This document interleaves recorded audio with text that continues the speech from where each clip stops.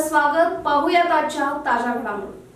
संत शिरोमणी आचार्य श्री 108 विद्यासागर महाराजांचा 18 फेब्रुवारी रोजी संलेखनापूर्वक समाधीकरण पत्कारले. त्या घटनेस आज 10 दिवस पूर्ण झाले.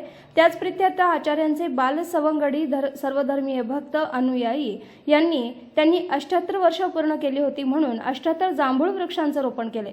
दूधगंगा नदीच्या लक्ष्मी मंदिर रस्त्याच्या नदीपात्राकडील बाजूस हे वृक्षारोपण करण्यात आले.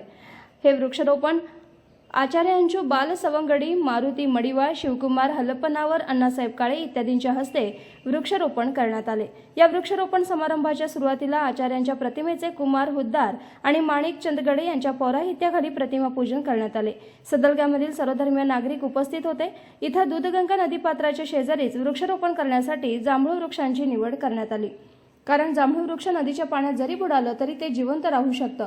चिकोडी वन विभागाचे अधिकारी रेंज फॉरेस्ट ऑफिसर प्रशांत गौराणी यांनी या वृक्षारोपण उपक्रमासाठी 80 जांभूळ वृक्ष उपलब्ध करून दिले. यावेळी Paris Udgave, DS Patil, doctor PM Bhoje, Shivkumar Halpanavar, Raju Halpanavar, Atikrant Patil, Tatyasaheb Patil, Maruti Madiwal, Annasaheb Kale, Raju Amrut Sannamar, Sanjay Patil, Bhajap मंडल अध्यक्ष, मंजुनाथ देसाई, भाजपा लोकसभा क्षेत्र विस्तारक कोप्पळ, महांतेश देसाई, सचिन पाटील, बाळगोंड पाटील, भरत बदनिकाई, हातकरगा केंद्राचे सर्व विणकर कर्मचारी, जितेंद्र तवनक्के, राकेश नकाते, सुनील कलाजे, महावीर हुद्दार, पारिस वाघे, RSSचे स्वयंसेवक, नगरपालिकेचे स्वच्छता कर्मचारी इत्यादी उपस्थित होते. स्वच्छ सदलगा हरित सदलगाचे प्रणेते अतिक्रांत पाटील यांनी उपस्थितांचे आभार मानले.